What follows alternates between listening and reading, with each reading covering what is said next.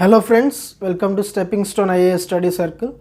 Friends, మనం already lecture 1లో 3 పార్ట్స్ని మనం ఫినిష్ చేసాం. సో లెక్చర్ 1లో పాలిటీ ఎన్సీఆర్టీ క్లాస్ 6లో 1, 2, 3 and 4 చాప్టర్స్ని మనం ఫినిష్ చేసాం. సో ఫ్రెండ్స్, ఒక 1 minute ఆ 4 చాప్టర్స్ మనం ఏం నేర్చుకున్నాం అని సమ్మరైజ్ చేసుకుందాం. సో ఫ్రెండ్స్, మనం ఫస్ట్ చాప్టర్లో మనం డైవర్సిటీ నేర్చుకున్నాం అండ్ సెకండ్ చాప్టర్లో మనం డిస్క్రిమినేషన్ అంటే ఏంటి, ఈక్వాలిటీ అంటే ఏంటి, డైవర్సిటీ ద్వారా డిస్క్రిమినేషన్ అనేది ఎలా వస్తుందని నేర్చుకున్నాం. ఆ తర్వాత ఫ్రెండ్స్ మనం 3 and 4 చాప్టర్స్లో గవర్నమెంట్ గురించి నేర్చుకున్నాం.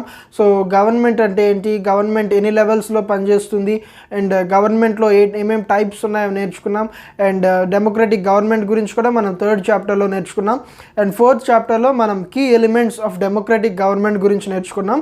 సో ఫ్రెండ్స్, మనం 5th చాప్టర్లోనికి వద్దాం. 5th చాప్టర్ని స్టార్ట్ చేద్దాం.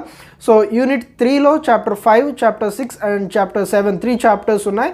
సో మనం ఫస్ట్ ఈ వీడియోలో 5th చాప్టర్ని చేద్దాం ఫ్రెండ్స్ అండ్ బిగిన్ చేద్దాం. సో ఇది లెక్చర్ 2లో పార్ట్ 1 ఇది. And class 6 NCERT political science and book name వచ్చేసి social and political life 1 and unit 3 and unit name వచ్చేసి local government and administration and chapter 5 Panchayat Raj. So మనం నేర్చుకునే chapter Panchayat Raj. So friends, మనం చాప్టర్ని begin చేద్దాం. So chapter 5 panchayat Raj ఈ chapter name. So what this chapter speaks about. So ఈ చాప్టర్లో మనం ఏం నేర్చుకుంటాం, ఈ చాప్టర్లో ఏమేమి డిస్కస్ చేయబడింది. సో ఫ్రెండ్స్, మనం ఆల్రెడీ డెమోక్రటిక్ గవర్నమెంట్ గురించి నేర్చుకున్నాం. సో డెమోక్రటిక్ గవర్నమెంట్లో one of the key element ఏంటంటే పీపుల్ రిప్రజెంటేటివ్స్ని ఎలక్ట్ చేసుకుంటారు అండ్ పీపుల్ డెసిషన్ మేకింగ్లో పార్టిసిపేట్ చేస్తారు. సో ఫ్రెండ్స్, పీపుల్స్ రిప్రజెంటేటివ్స్ని ఎలక్ట్ చేసుకుంటారు, బాగానే ఉంది. So what happens after people electing representatives. రిప్రజెంటేటివ్స్ని ఎలక్ట్ చేసుకున్న తర్వాత ఏం జరుగుతుంది, ఈ డెసిషన్స్ అనేవి ఎలా తీసుకోబడతాయి. సో ఇవన్నీ మనం ఈ చాప్టర్లో నేర్చుకుంటాం. నథింగ్ బట్ మనం గవర్నెన్స్ని నేర్చుకోబోతున్నాం ఈ చాప్టర్లో. బట్ ఈ చాప్టర్లో ఏంటంటే రూరల్ ఏరియాస్లో ఈ గవర్నెన్స్ ఎలా ఉండబోతుంది, రూరల్ ఏరియాలో ఈ డెసిషన్ మేకింగ్ అనేది ఎలా జరగబోతుంది, రూరల్ ఏరియాలో ప్రజలు ఏ విధంగా పార్టిసిపేట్ చేస్తారు డెసిషన్ మేకింగ్లో అన్న విషయాన్ని మనం నేర్చుకుందాం. అండ్ ఈ రూరల్ గవర్నమెంట్లో మనం గ్రామ సభ గురించి కూడా మనం నేర్చుకుంటాం. So friends, let's begin our chapter. So friends, మన ప్రీవియస్ నాలెడ్జ్ నుండి 1 to 4 చాప్టర్స్ నుండి మనం నేర్చుకున్న దాన్ని బట్టి మనకు ఒక విషయం తెలిసింది ఏంటంటే గవర్నమెంట్ చాలా థింగ్స్ని మేనేజ్ చేయాల్సి వస్తుంది. సో గవర్నమెంట్ ఎలా ఇన్ని యాక్టివిటీస్, ఇన్ని ఆర్గనైజేషన్స్ గవర్నమెంట్ ఎలా మేనేజ్ చేస్తుంది అంటే అక్కడ ఇంపార్టెంట్ పాయింట్ ఏంటంటే గవర్నమెంట్ లెవెల్స్లో, డిఫరెంట్ లెవెల్స్లో వర్క్ చేస్తుంది.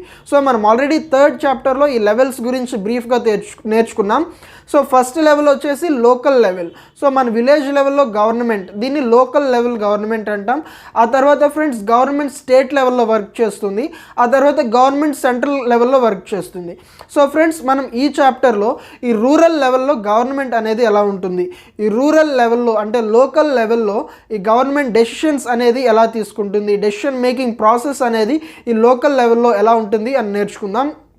సో ఫ్రెండ్స్, ఈ రూరల్ లెవెల్, ఈ లోకల్ లెవెల్లో జరిగే గవర్నమెంట్నే మనం లోకల్ గవర్నమెంట్ అంటాం. దీన్ని లోకల్ గవర్నమెంట్ అంటాం. సమ్టైమ్స్ లోకల్ సెల్ఫ్ గవర్నమెంట్ అని కూడా అంటాం.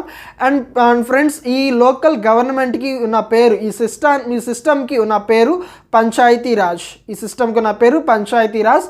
ఆ చాప్టర్లోనే మనం ఉన్నాం. సో ఫ్రెండ్స్, ఈ చాప్టర్ని బిగిన్ చేస్తూ మనం ఫస్ట్ పంచాయత్ అంటే ఏంటో నేర్చుకుందాం. సో ఫ్రెండ్స్, పంచాయతీ రాజ్కి పంచాయత్కి కన్ఫ్యూజ్ అవ్వకండి. పంచాయతీ రాజ్ అంటే ఈ లోకల్ గవర్నమెంట్. సో గవర్నమెంట్ ఇన్ని మొత్తం మెయింటైన్ చేయడం కష్టం కాబట్టి గవర్నమెంట్ అనేది లోకల్ లెవెల్ నుంచి గవర్నమెంట్ అనేది స్టార్ట్ అవుతుంది డెమోక్రటిక్ కంట్రీస్లో. సో ఈ లోకల్ లెవెల్లో జరిగే గవర్నమెంట్ని, ఈ సిస్టమ్ని పంచాయతీ రాజ్ అంటాము. అండ్ పంచాయత్ అంటే ఈ లోకల్ గవర్నమెంట్ని పంచాయత్ అంటాం, సిస్టమ్ని పంచాయత్ రాజ్ అంటాము. సో ఈ లోకల్ గవర్నమెంట్ని మనం పంచాయత్ అంటాం. మన విలేజ్ లెవెల్లో మనం చూసే గవర్నమెంట్ని, ఆ యూనిట్ని, గవర్నమెంట్ బాడీని మనం పంచాయత్ అంటాం.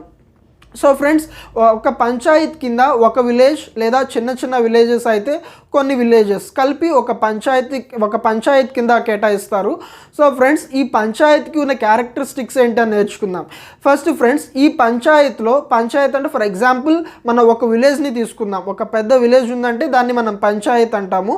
సో ఫ్రెండ్స్, ఒక పంచాయత్లో ఉన్న విలేజ్ని వార్డ్స్ కింద డివైడ్ చేస్తారు. ఒక విలేజ్లో వార్డ్స్ కింద అంటే ఒక పంచాయతీలో కొన్ని వార్డ్స్ కింద డివైడ్ చేస్తారు. అండ్ ఈచ్ వార్డ్కి ఒక మెంబర్ అనేసి ఆ వార్డ్ మెంబర్స్ వార్డ్ మెంబర్స్ అందరూ కలిసి ఒక వ్యక్తిని వార్డ్ రిప్రజెంటేటివ్గా ఎలక్ట్ చేసుకుంటారు. అతనే వార్డ్ పంచ్ అని అంటాం, వార్డ్ పంచ్. సో వార్డ్స్లో వార్డ్ పంచ్ని ఎలక్ట్ చేసుకుంటారు. సో అందరూ అండ్ ఈ విలేజర్స్ అందరూ కలిసి ఒక పంచాయత్ ప్రెసిడెంట్ని ఎలక్ట్ చేసుకుంటారు. సో ఆ పంచాయత్ ప్రెసిడెంట్ని మనం సర్పంచ్ అని అంటాం. సో ఆ పంచాయత్కి ఒక ప్రెసిడెంట్ ఉంటాడు. ఆ ప్రెసిడెంట్ డైరెక్ట్గా ఆ విలేజ్లో ఉన్న ఓటు హక్కు ఉన్న వాళ్ళందరూ కలిసి ఎలక్ట్ చేసుకుంటారు.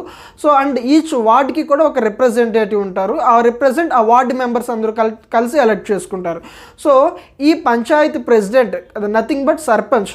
ఈ సర్పంచ్ అండ్ ఈ వార్డ్ మెంబర్స్ వీళ్ళందరూ కలిసి గవర్నమెంట్ని ఫామ్ చేస్తారు, ఆ లోకల్ గవర్నమెంట్ని. దాన్నే మనం గ్రామ పంచాయత్ అని అంటాం. పంచాయత్ అన్న గ్రామ పంచాయత్ అన్న ఒకటే.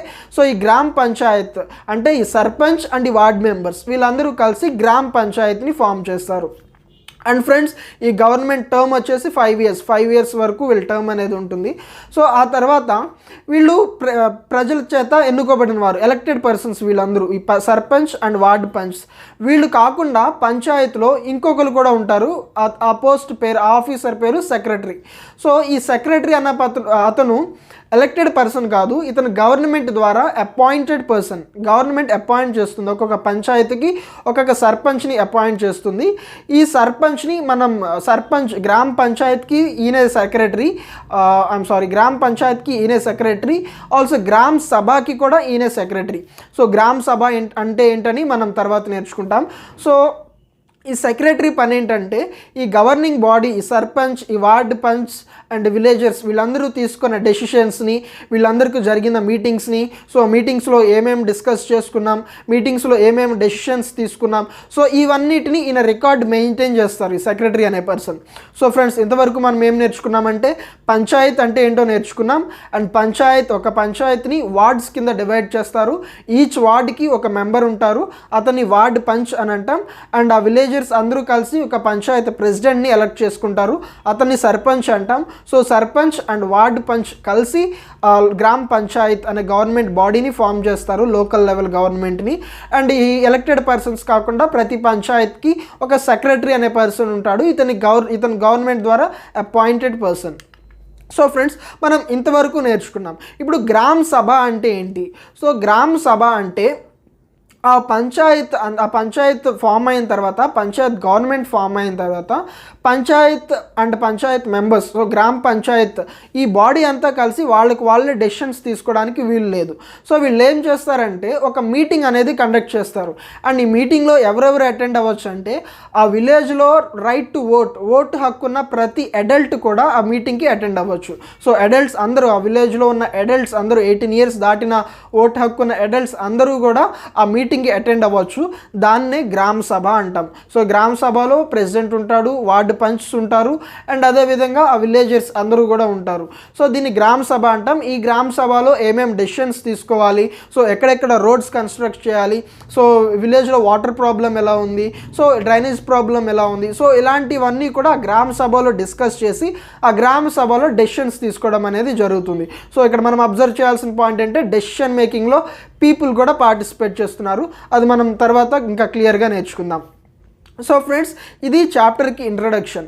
సో ఎన్సీఆర్టీలో చాప్టర్ ఏ విధంగా స్టార్ట్ చేయబడిందంటే ఒక హర్దాస్ అనే ఒక విలేజ్ తీసుకుని ఆ విలేజ్లో గ్రామ సభ ఎలా జరిగింది, ఆ గ్రామ సభలో ఏమేమి పాయింట్స్ డిస్కస్ చేసుకున్నారు, డెసిషన్స్ ఎలా తీసుకున్నారు, సో ఈ విధంగా ఒక స్టోరీ లాగా ఎన్సీఆర్టీలో చెప్పబడింది. సో ఫ్రెండ్స్ ఎన్సీఆర్టీలో చెప్పినట్టు డిస్కస్ చేసుకుందాం. ఓకే, హర్దాస్ అని ఒక విలేజ్ ఉంది. ఆ విలేజ్లో కొత్తగా గ్రామ పంచాయత్ని ఎలక్ట్ చేసుకున్నారు, న్యూ గ్రామ పంచాయత్ని ఎలక్ట్ చేసుకున్నారు. సో పంచాయత్ని ఎలక్ట్ చేసుకున్న తర్వాత వాళ్ళు సమ్ డెసిషన్స్ తీసుకోవాలి కదా. సో ఆ డెసిషన్ తీసుకోవడానికి ఒక గ్రామ పంచాయత్ ఒకరోజు గ్రామ సభని ఏర్పాటు చేశారు. సో గ్రామ సభ అంటే విలేజర్స్ అందరూ వస్తారు. సో ఆ గ్రామ సభలో డిస్కస్ చేసుకున్న పాయింట్స్ ఏంటంటే ఫస్ట్ ప్రెసిడెంట్ కానీ లేదంటే వార్డ్ పంచ్ ఉంటారు కదా, వీళ్ళు ఎవరైనా సరే రోడ్ రిపేరింగ్ గురించి మాట్లాడదామని డిస్కస్ చేసుకున్నారు. ఆ గ్రామాల్లో రోడ్ రిపేరింగ్ గురించి మాట్లాడదామని డిస్కస్ చేసుకున్నారు. ఆ తర్వాత ఫ్రెండ్స్ వాటర్ షార్టేజ్ గురించి మాట్లాడదామని డిస్కస్ చేసుకున్నారు. సో ఫ్రెండ్స్ అలా వాళ్ళు రోడ్ గురించి డిస్కస్ చేసుకున్నారు. విలేజ్లో ఉన్న రోడ్స్ అన్నీ బాగు చేసి మెయిన్ రోడ్కి ఈ విధంగా మేము కనెక్ట్ చేయాలని మేము ప్లాన్ చేస్తున్నాం అని చెప్పేసి గ్రామ సభ ప్రెసిడెంట్ అనౌన్స్ చేయడం, సో విలేజెస్ అందరూ అగ్రీ చేయడం జరిగింది. సో ఆ టాపిక్ అయిపోయింది. ఆ తర్వాత నెక్స్ట్ పాయింట్ ఆఫ్ ఎజెండా ఏంటంటే వాటర్ ప్రాబ్లం. సో ఈ వాటర్ ప్రాబ్లం గురించి డిస్కస్ చేస్తున్నప్పుడు తిజియా అని ఒక విలేజర్ ఉన్నారు. సో ఈ నేమ్స్ అనేవి మీరు గుర్తుపెట్టుకోవాల్సిన అవసరం లేదు ఫ్రెండ్స్. బట్ ఎన్సీఆర్టీలో మన 2-3 వ్యక్తులు ఒకేసారి వచ్చినప్పుడు మనం ఏ వ్యక్తి అని టీచింగ్లో రిప్రజెంట్ చేయాలి కాబట్టి నేను నేమ్స్ వాడుతున్నాను. సో మీరు నేమ్స్ అయితే గుర్తుపెట్టుకోకండి. ఈ స్టోరీ కూడా అస్సలు గుర్తుపెట్టుకునే అవసరం లేదు. బట్ ఈ స్టోరీ టీచ్ చేసిన కంటెంట్ మాత్రం గుర్తుపెట్టుకోవాల్సి వస్తుంది. సో ఫ్రెండ్స్, తిజియా అని ఒక విలేజర్ ఉన్నారు. సో ఈ విలేజర్ లేచి మన ఊర్లో చాలా వాటర్ ప్రాబ్లం ఉంది, వాటర్ ప్రాబ్లం అనేది బాగా సివియర్ అయిపోయింది, హ్యాండ్ పంప్స్ అన్నీ పాడైపోయాయి. సో జనరల్గా హ్యాండ్ పంప్స్కి ఎంత లోతు అయితే తీస్తారో ఆ లోతు కంటే కిందకి వెళ్ళిపోయినాయి వాటర్ లెవెల్స్ అనేవి. హ్యాండ్ పంప్ ఉన్న డెప్త్ ఎంత అయితే ఉందో దానికంటే కిందకి వెళ్ళిపోయినాయి వాటర్ లెవెల్స్. సో హ్యాండ్ పంప్స్లో వాటర్ రావట్లేదు. సో విలేజర్స్ అందరూ వాటర్ తెచ్చుకోవడానికి విమెన్ అందరూ కూడా 3 కిలోమీటర్స్ దూరం వెళ్ళి అక్కడ సురు అని ఒక రివర్ ఉంది, ఆ రివర్ నుండి వాటర్ తెచ్చుకోవాల్సి వస్తుంది అని ఆమె ఒక విలేజ్లో ఉన్న సమస్యను తిజియా అనే ఒక విలేజర్ తెలియజేయడం జరిగింది. సో ఫ్రెండ్స్, ఈ ప్రాబ్లం అరైజ్ అయిన తర్వాత కొంతమంది సజెషన్స్ ఇవ్వడం స్టార్ట్ చేశారు. సో ఒకళ్ళు అంటారు, సురు రివర్ నుంచి వాటర్ తెచ్చుకున్నాం కదా, సో ఆ వాటర్ నుంచి పైప్ లైన్ వేసేసి మనం ఒక ఓవర్ హెడ్ ట్యాంక్ని కడదాం విలేజ్లో, అలా వాటర్ స్టోర్ చేసుకుని విలేజ్ అంతటికి సప్లై చేయొచ్చు అన్నారు. కానీ అది చాలా ఎక్స్పెన్సివ్ అని అందరూ భావించారు. సో మరికొందరు ఏమన్నారంటే, ఇంతకుముందు ఎంత లోతు వరకు అయితే డ్రిల్లింగ్ చేయబడిందో హ్యాండ్ పంప్స్కి దానికంటే కిందకి వెళ్ళిపోయింది వాటర్ లెవెల్. సో ఈ డ్రిల్లింగ్ ఇంకా కొంచెం లోతుకి చేస్తే మళ్ళీ వాటర్ అనేవి హ్యాండ్ పంప్స్కి అందుతాయి. సో అలా చేద్దామన్నారు. సో దీనికి అందరూ అగ్రీ అయ్యారు. కానీ ఇది పర్మనెంట్ సొల్యూషన్ కాదు, మరలా కొంతకాలానికి మరలా వాటర్ లెవెల్స్ ఇంకా తగ్గిపోయి ఇంకా డీపెన్ అయిపోతాయి. సో ఇది పర్మనెంట్ సొల్యూషన్ కాదు. అప్పుడు ఈ తిజియా అనే విలేజర్ ఏమన్నారంటే, మనం ఒక పర్మనెంట్ సొల్యూషన్ గురించి ఆలోచించాలి. గ్రౌండ్ వాటర్ లెవెల్స్ అనేవి ఎవ్రీ ఇయర్ కిందకి వెళ్ళిపోతున్నాయి. సో మనం విలేజ్లో కన్జంప్షన్ అనేది ఎక్కువైపోయింది, వాటర్ని మనం ఎక్కువ వాడేస్తున్నాం, ఉన్న లెవెల్ కంటే కూడా మనం ఎక్కువ వాడేస్తున్నాం water. So ground water levels పడిపోయినాయి అని ఆమె మరలా ఇంకో పాయింట్, మనకి పర్మనెంట్ సొల్యూషన్ కావాలి అని రేజ్ చేస్తారు. సో ఫ్రెండ్స్, ఇక్కడ ఒక ఇంపార్టెంట్ పాయింట్ మీకు చెప్పాలనుకుంటున్నాను. అదేంటంటే గ్రౌండ్ వాటర్ లెవెల్స్ తగ్గిపోతున్నాయి. సో ఇది ఒక సోషల్ యాక్టివిటీ, ఇది బిసైడ్ ఎన్సీఆర్టీ, ఇది ఎన్సీఆర్టీలో టీచింగ్ కాదు, ఒక చిన్న పాయింట్ మీకు మెన్షన్ చేస్తున్నాను. సో గ్రౌండ్ వాటర్ లెవెల్స్ తగ్గిపోతున్నాయి అనేది ఒక ఎన్విరాన్మెంటల్ ప్రాబ్లం.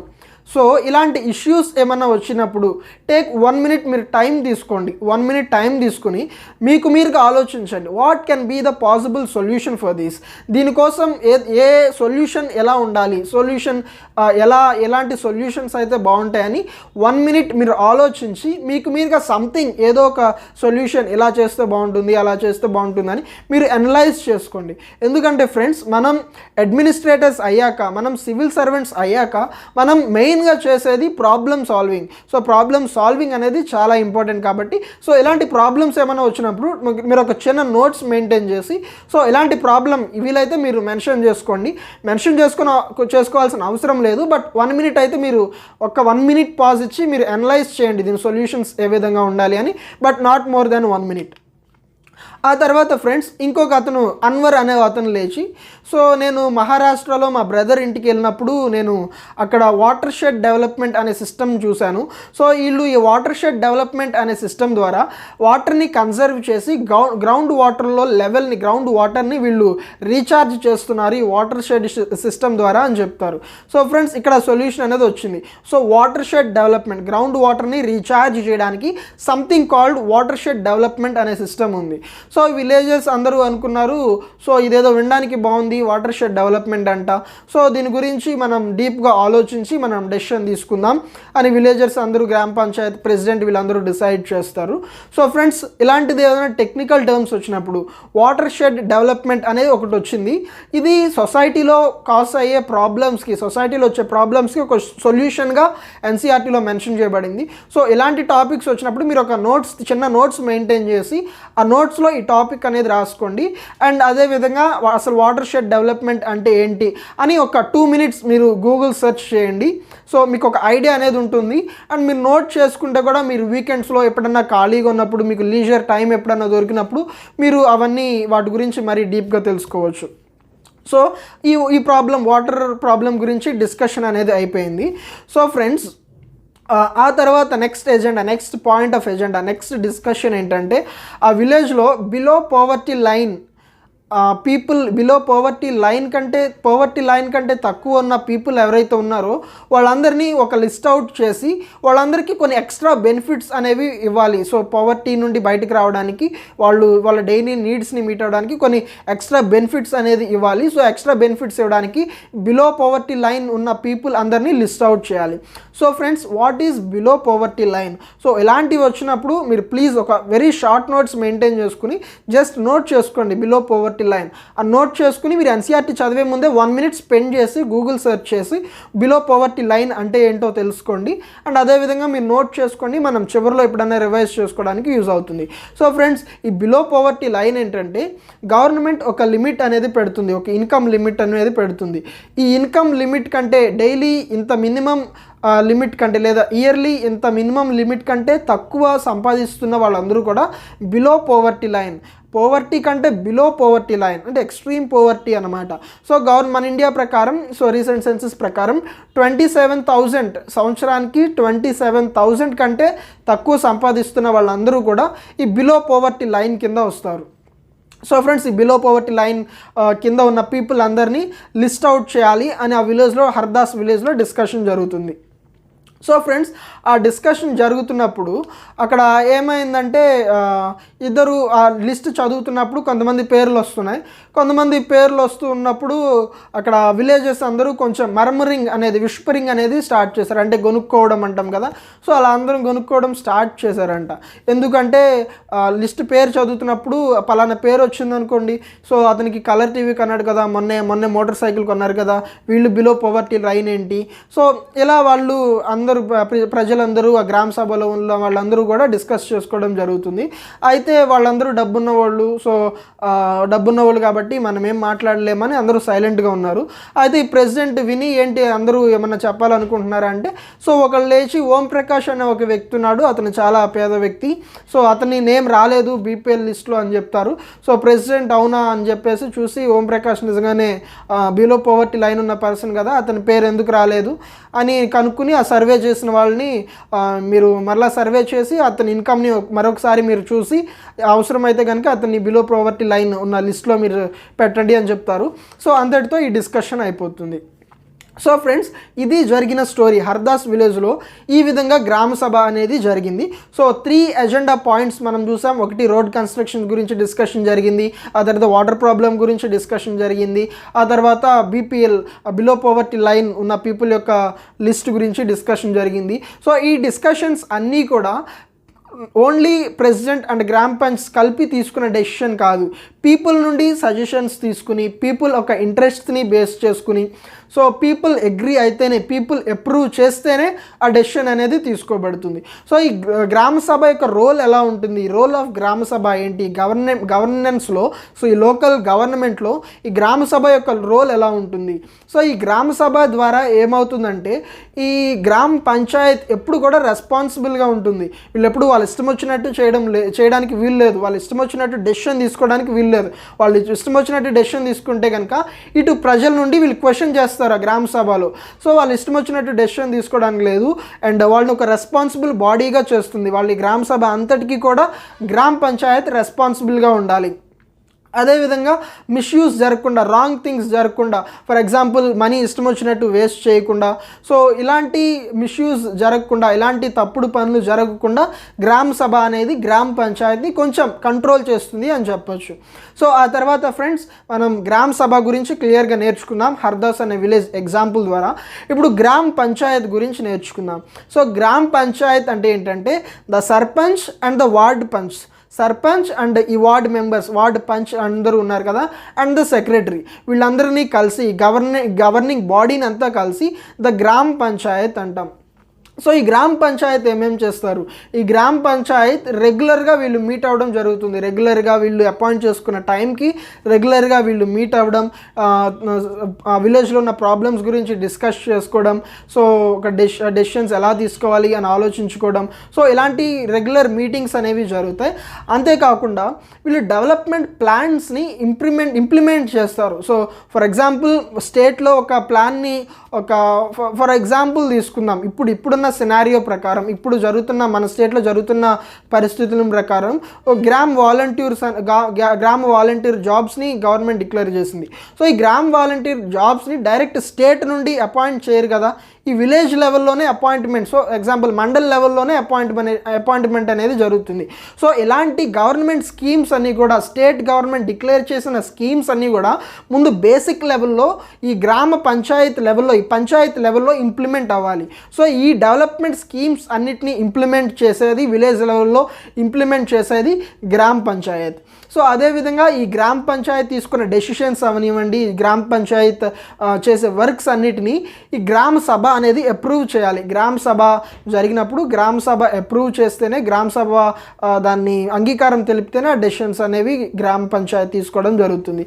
అదేవిధంగా కొన్ని చోట్ల గ్రామ పంచాయత్స్ ఏం చేస్తారంటే కన్స్ట్రక్షన్ అండ్ డెవలప్మెంట్ కమిటీస్ని వేస్తారు. సో విలేజ్లో కన్స్ట్రక్షన్స్ ఎక్కడెక్కడ జరగాలి, రోడ్ కన్స్ట్రక్షన్స్ కానీ, ఏదైనా తుఫాన్ షెల్టర్స్ కానీ, సో ఇలాంటి కన్స్ట్రక్షన్స్ అండ్ విలేజ్కి డెవలప్మెంట్ ఎలా జరగాలని కొన్ని కమిటీస్ కూడా వేస్తారు. ఈ కమిటీస్లో గ్రామ పంచ్ ఉంటారు, ప్రెసిడెంట్ ఉండొచ్చు, అండ్ కొంతమంది విలేజర్స్ కూడా ఈ కమిటీలో ఉండటం జరుగుతుంది. సో ఇలా కమిటీస్ వేసి కూడా గ్రామ పంచాయత్ డెసిషన్ మేకింగ్ అనేది చేస్తుంది. సో ఆ తర్వాత ఫ్రెండ్స్ మనం ఎగ్జాంపుల్ని చూసాం కదా, గ్రామ సభ ఎగ్జాంపుల్ని చూసాం హర్దాస్ విలేజ్లో. ఆ తర్వాత మనం గ్రామ పంచాయత్ గురించి నేర్చుకున్నాం. సో ఫ్రెండ్స్ అసలు ఈ హర్దాస్ విలేజ్లో ఏమేమి డెసిషన్స్ తీసుకున్నారు అనేది ఒకసారి మనం స్టడీ చేద్దాం. దాన్ని బట్టి డెసిషన్స్ ఏ విధంగా తీసుకున్నారు అనేది మనకు ఒక ఐడియా వస్తుంది. సో ఫ్రెండ్స్ ఈ వాటర్ ప్రాబ్లం గురించి, రోడ్ ప్రాబ్లం ఆల్రెడీ డిసైడ్ చేసేసారు. విలేజ్లో ఉన్న చిన్న చిన్న రోడ్స్ అన్నిటిని రిపేర్ చేసి మెయిన్ రోడ్కి కలపాలని. సో పీపుల్ అందరూ అప్రూవ్ చేశారు, దానిలో ప్రాబ్లం ఏం లేదు. సో తర్వాత ఈ వాటర్ ప్రాబ్లంకి వచ్చేసరికి హ్యాండ్ పంప్స్ని మనం డీపెన్ చేద్దాం అనుకున్నారు. హ్యాండ్ పంప్స్ ఎంత లోతుకైతే డిగ్ చేశారో, డ్రిల్లింగ్ చేశారో దానికంటే కిందకి వెళ్ళిపోయినాయి వాటర్ లెవెల్స్.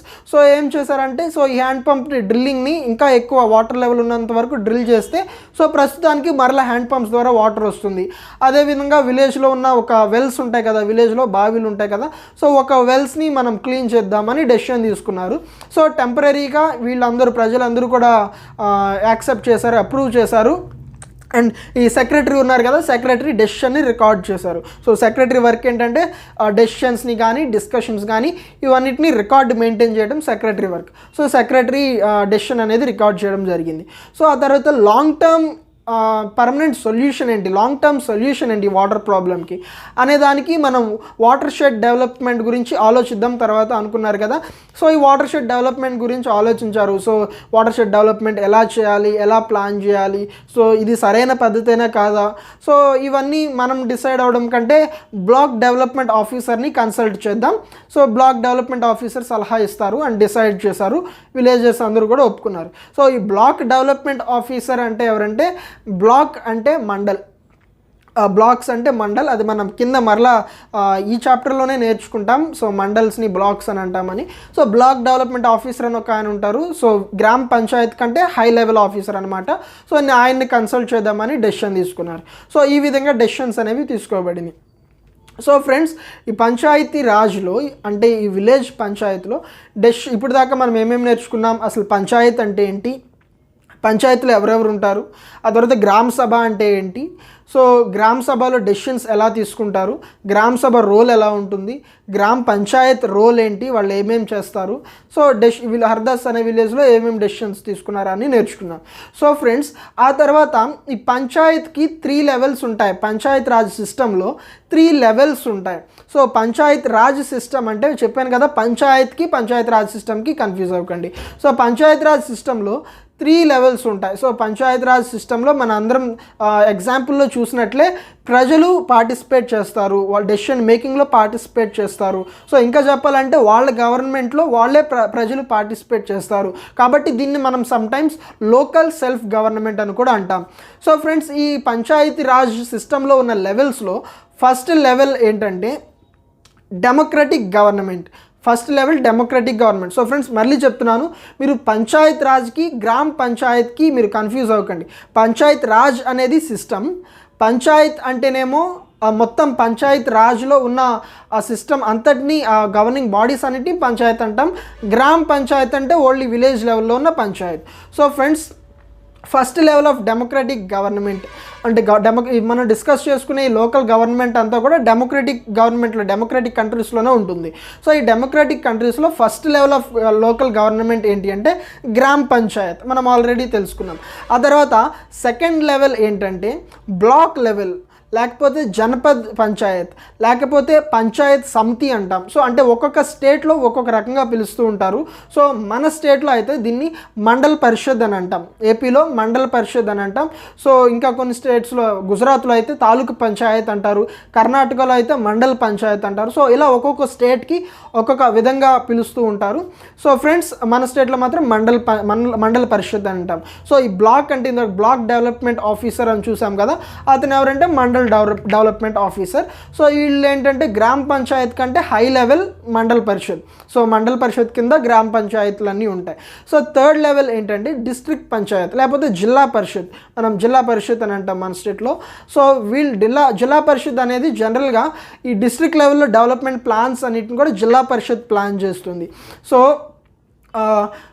ఈ జిల్లా పరిషత్ కింద మండల్ పరిషత్ ఉంటుంది, మండల పరిషత్ కింద గ్రామ పంచాయత్ ఉంటుంది. సో ఈ గ్రామ పంచాయత్కి ఫండ్స్ ఎంతెంత ఇవ్వాలి అనేసి డిస్ట్రిక్ట్ పంచాయత్ డిసైడ్ చేస్తుంది మండల్ పరిషత్ సహాయంతో. సో ఫ్రెండ్స్ ఈ విధంగా 3 లెవెల్స్ ఆఫ్ పంచాయత్ ఉంది. సో ఫ్రెండ్స్ పంచాయత్లో first level gram panchayat, second level first level lower level gram panchayat, second higher level is mandal parishad, third higher level is zilla parishad. So ఈ విధంగా 3 లెవెల్స్ అనేవి ఉన్నాయి. సో ఈచ్ స్టేట్కి ఒక్కొక్క రకమైన లాస్ ఉంటాయి. ఏ స్టేట్ ఆ స్టేట్ ఈ పంచాయత్ ఎలా నడవాలి, ఎలా ఆర్గనైజ్ చేయాలి అనేసి ఏ స్టేట్ ఆ స్టేట్ లాస్ చేసుకోవచ్చు. సో ఈ విధంగా ఎందుకు పెట్టారు, అన్ని స్టేట్స్కి ఒకే లా ఎందుకు పెట్టలేదు అంటే అన్ని స్టేట్స్కి ఒక్కొక్క స్టేట్లో ఒక్కొక్క లెవెల్ ఒక్కొక్క విధంగా ఉంటుంది. ఫర్ ఎగ్జాంపుల్ మనం బీహార్ లాంటి స్టేట్స్ తీసుకుంటే ఎడ్యుకేషన్ తక్కువ ఉంటుంది. సో కేరళ తీసుకుంటే ఎడ్యుకేషన్ హైలీ డెవలప్డ్ ఉంటుంది. సో ఒక్కొక్క స్టేట్లో ఒక్కొక్క పరిస్థితులు ఉంటాయి కాబట్టి సో ఏ స్టేట్లో వాళ్ళు ఈ పంచాయత్ ఎలా నడపాలని లాస్ అనేవి మేక్ చేస్తారు. సో ఫ్రెండ్స్ ఇది చాప్టర్ 3. సో 1 మినిట్ ఈ చాప్టర్ని మనం సమ్మరైజ్ చేసుకుందాం. సో ఫ్రెండ్స్ ఈ చాప్టర్లో మనం పంచాయతీ రాజ్ సిస్టమ్ గురించి నేర్చుకున్నాం. ఫస్ట్ వచ్చేసి గ్రామ పంచాయత్ అంటే ఏంటి అండ్ ఆ తర్వాత గ్రామ సభ అంటే ఏంటి నేర్చుకున్నాం. సో ఫ్రెండ్స్ మరొకసారి మీకు ఒక చిన్న క్లారిటీ ఇస్తాను పంచాయతీ రాజ్ సిస్టమ్కి పంచాయత్కి ఉన్న డిఫరెన్స్ ఏంటి అని. సో పంచాయత్ రాజ్ సిస్టమ్ అంటే ఈ లోకల్ సెల్ఫ్ గవర్నింగ్ సిస్టమ్ అంతా మనం పంచాయత్ రాజ్ సిస్టమ్ అంటాం. సో పంచాయత్ ఏంటంటే పంచాయతీ రాజ్ సిస్టంలో ఉన్న బాడీస్ని మనం ఆ లోకల్ గవర్నింగ్ యూనిట్స్ని మనం పంచాయత్స్ అంటాం. సో ఫర్ ఎగ్జాంపుల్ గ్రామ లెవెల్లో ఉన్న ఈ పంచాయత్ని గ్రామ పంచాయత్ అని అంటాం, మండల్ లెవెల్లో ఉన్న పంచాయత్ని మండల్ పంచాయత్ అంటాం, సో డిస్ట్రిక్ట్ లెవెల్లో ఉన్న పంచాయత్ని డిస్ట్రిక్ట్ పంచాయత్ అంటాం. సో పంచాయత్ అంటే ఆ లెవెల్ ఆఫ్ గవర్నింగ్ యూనిట్ అనమాట. సో పంచాయతీ రాజ్ అంటేనేమో టోటల్ సిస్టమ్. సో ఈ చాప్టర్లో మనం గ్రామ పంచాయత్ గురించి నేర్చుకున్నాం, గ్రామ సభ గురించి నేర్చుకున్నాం, ఆ తర్వాత మనం 3 లెవెల్స్ ఆఫ్ పంచాయత్స్ గురించి నేర్చుకున్నాం. అంటే village level, village level, mandal level and district level. So ఇది chapter 3 friends. Hope this session is useful to you all and thank you.